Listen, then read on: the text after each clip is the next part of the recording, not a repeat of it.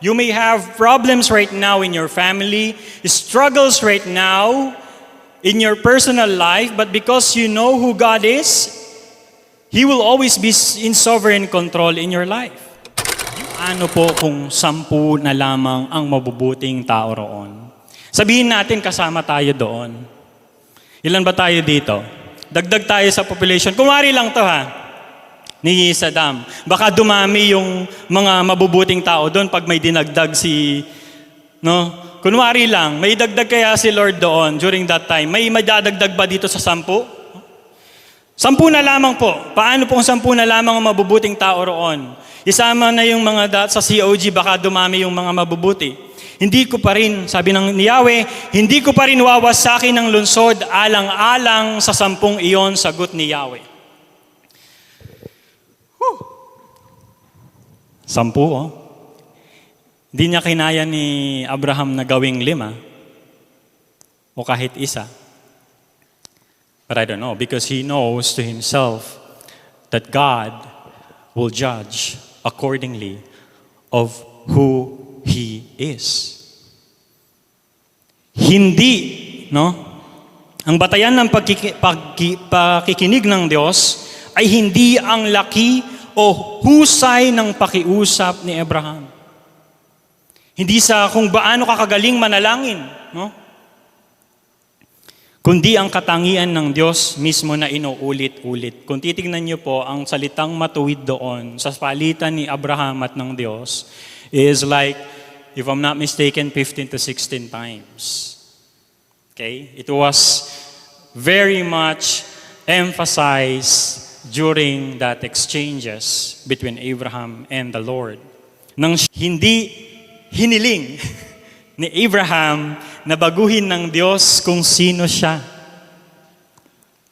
Sa halip, inapela niya sa Diyos batay sa kung sino talaga ang Diyos. Sabi niya, hindi niyo magagawa iyon, makatarungan ang hukom ng buong daigdig.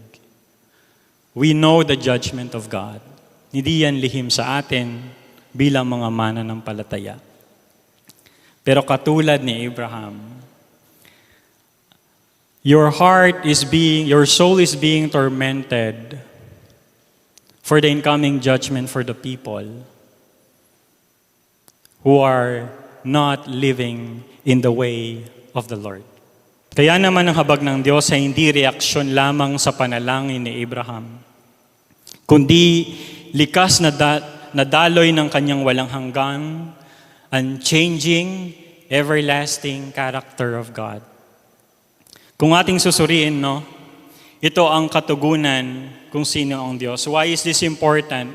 Dahil sa ating mga panalangin ngayon, with our communion with God, marirealign kung paano tayo manalangin, mga kapatid. Katulad ni Abraham, we may not be able to comprehend everything. Bakit ganyan ang paghatol ng Diyos? But we know who God is, and His judgment is right. Hindi natin lahat maintindihan ng mga unfortunate circumstances. Ay, kabata-bata niya pa lang namatay na siya. Kabata-bata niya pa lang nagka-cancer na siya. Sa buhay natin, there were things like that. We hear stories. But bilang mga mananampalataya, we will still hold on to the truth of who God is. And this will eventually magbabago ng ating mga panalangin, The basis of our communion for our prayers, our petitions will be about the character of God. You may have problems right now in your family, struggles right now in your personal life, but because you know who God is, He will always be in sovereign control in your life. You will have peace. And that peace, sabi ng Diyos, it's beyond understanding.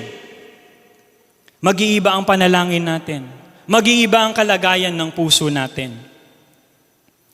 Now, we may see people na ginagawan tayo ng masama, but because you know God will fight for you, we just pray for these people. We do not repay evil with evil, but we repay evil with good.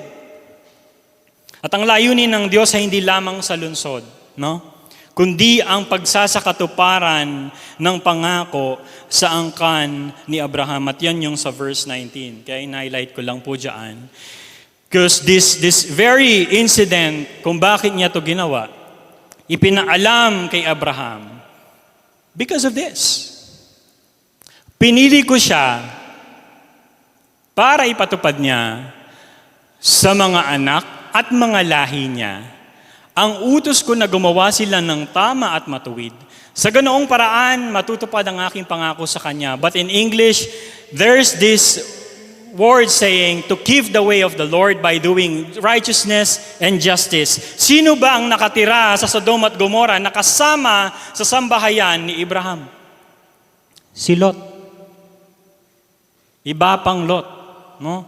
Kasama sa sambahayan ni Tatang Abraham. At yan ay kasama sa pangako pala sa tipan ng Diyos kay Abraham upang ipakita on how God giving His promise, no? Na ikaw, Abraham, bilang aking pinili, these things will happen so you may command your children and your household, what? To keep the way of the Lord by doing righteousness and justice. Ang pangyayaring ito, dahil matagal nang alam ng Diyos ang kasamaan sa Sodom at Gomorrah, babalikan mo nyo man yung Genesis 13, nabanggit na doon. Okay? But why these things are happening right now, after saying the promise of a child sa kanilang dalawa ni Sarah, it's because of this. Makikita ninyo kung paano ang Diyos ay matuwid at makatarungan, and that you would instill this to your children, to your household, and to the future generations.